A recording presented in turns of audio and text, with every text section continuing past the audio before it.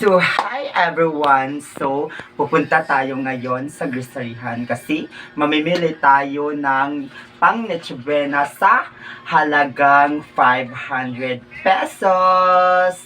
So, abang-abang kayo guys ha kung ano yung mabibili ko nito sa halagang 500 pesos. So, let's go!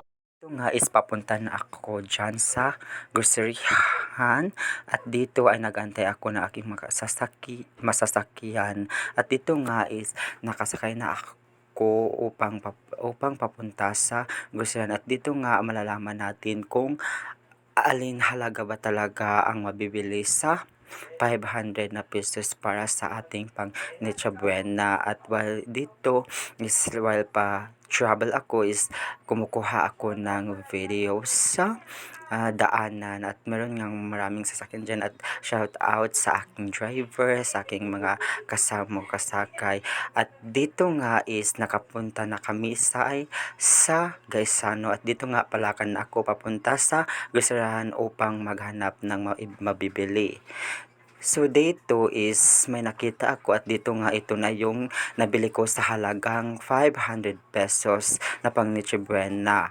At dito is papunta kami dyan sa cashier upang magbayad kami sa aming nabili na pang Noche Buena sa halagang 500 pesos. At dito pag uwi ko, ayan, binuksan ko ang aming nabilin sa halagang 500 pesos para sa aming pang Noche Buena. At dito nga makikita niyo kung ano yung aking nabili dyan sa halagang 500 pesos. So, yan nga is makikita niyo dyan. Yan, kinuha ko sa lalagyan upang ipakita sa inyo kung ilan ang nabili ko sa 500 pesos na halaga. So makikita niyo is yan nga is marami-rami din pala yung nakukuha, mabibili mo sa halaga na 500 pesos para sa pang Noche Buena niyo. So, wag na kayong ma-worry. So, meron ka na kayong pang Noche Buena na sa halagang 500